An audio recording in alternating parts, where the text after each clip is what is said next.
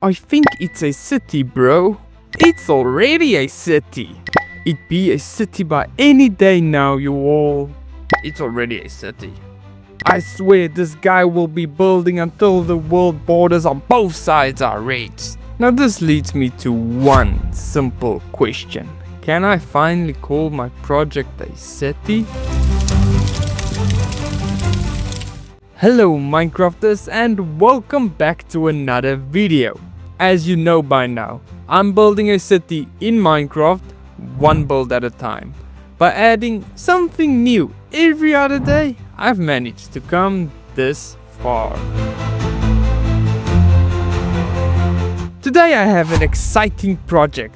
I'm building the city center, which we are going to call from now on the town center. But before we start building, we need to plan it out first. I found a great area to kick things off, but before clearing out all the trees you see, I tested a build first. A castle, and this castle is recommended by one of you guys. This castle is one of my larger builds, because I want it to be a focal point in the town center. It's a simple design with 2 towers on each side connected with an house. I also added a small little courtyard which consists of a well and a little wheat field, to make some bread of course.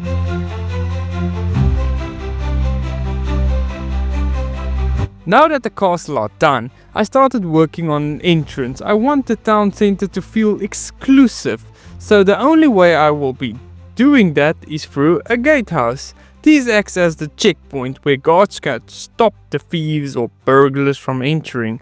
The gatehouse turned out great, visually pleasing and a strong addition to the town center.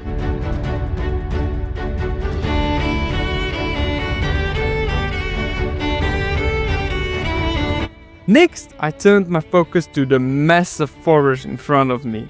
So I grabbed my trusty axe, yes I know I'm in creative, and I started chopping down all the trees. You know guys, global warming doesn't happen in one day. But in this deforestation, it sure did. I cleared up all the trees manually, block by block, until the terrain was finally revealed. Luckily it was fairly flat, so I can start building much easier. And with all the groundwork done, I think it's finally time to start building the town center. Let's do it. Firstly, I need to consider what types of builds will fit in nicely to the town center. This build should be stunning to the eye and also practical. Rather, let's say it should be somewhat realistic. So after some researching and digging and brainstorming, I come up with the following builds. A butchery supplying meat to the town center. A massive church for praying.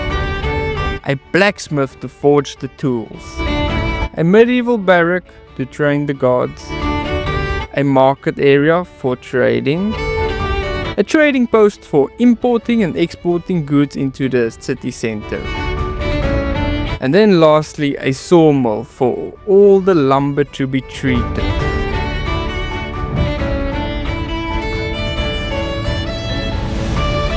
The butchery was recommended again by one of you. To be honest, I thought this is a very important build to add, because I know how much you guys appreciate realistic builds and also adore them. They bring more life to the city and add way more purpose to my project. So to wrap the butchery up, I went for this little wool roof design where the citizens can come and buy and sell their meat.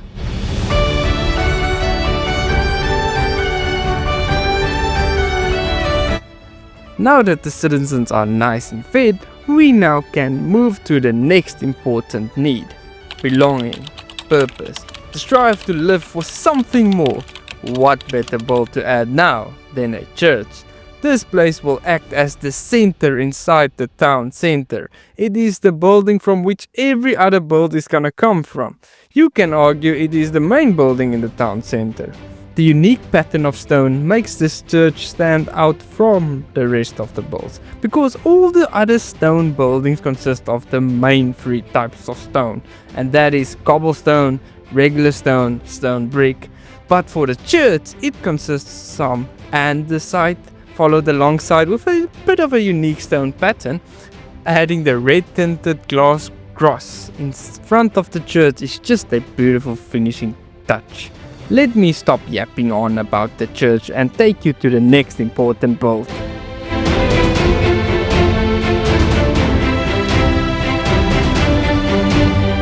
Every medieval city or town needs to have their very own blacksmith. I have a lot of blacksmiths scattered throughout the whole city, but I decided to build one for the town center also. For you that is not sure what a blacksmith is, they are the people who created the tools, armors and weapons for the people in the medieval times, and also still now, they still do it. They usually work with steel, and that's why I added a massive furnace to the side of one of the builds and nice little area for the blacksmith to go to town on the steel. Finally, he provides the armor and weapons to the town center's royal guards. Speaking of the royal guards, let's move on to the next build.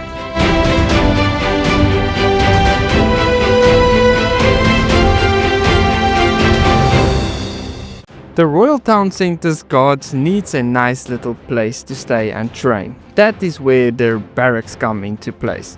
The building is quite large because I need enough housing space for all the guards who patrol the city center. Simple house design with fortified towers adding to it creates the illusion that it is a place to stay but also a place to train. Now that the city center is secured, we can finally develop the trading area.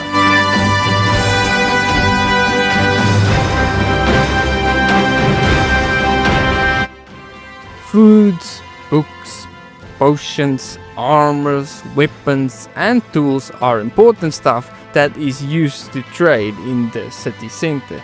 So I decided to develop a dedicated trading area. The wall around the area is to keep the shops safe from the thieves because it forces people to use the 2 gates provided at each side of the trading area. The important thing I focused on when building a trading area is to keep it busy. You don't want to have a trading area that is a lot of open spaces. You want to keep it as tight, as compact as possible. The small little wall with all the markets scattered around inside of these walls just showcase the compactness of this area. But let's move on to where the market get their supplies.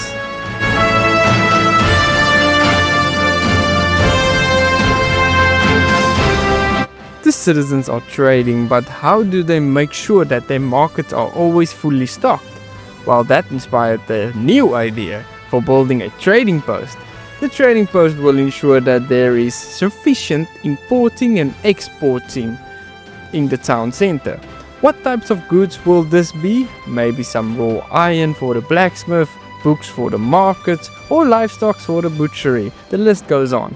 The trading post consists of a crane to move the stock around and also a post for the traders to bargain and collect their trade.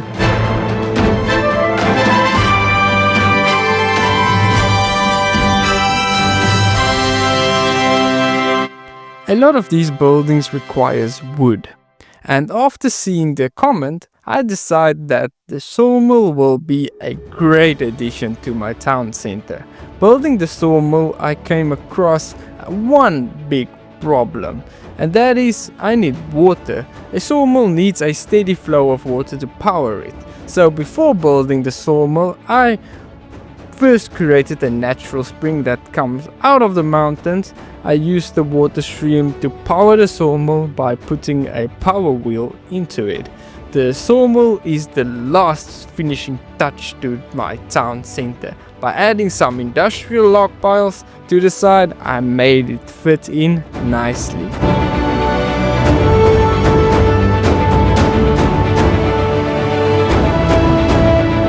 After all my buildings are in, I decided just to fill up these empty spaces with industrial piles, lampposts, wagons and even some outside shops. These builds brought a lot of life to my town center. I also added a training area next to the barracks. So before I say goodbye to you guys, I just want you guys to enjoy this few last cinematic shots about the town center. And then I also want to remind you guys that you can get this world for free, link in the description below. Enjoy!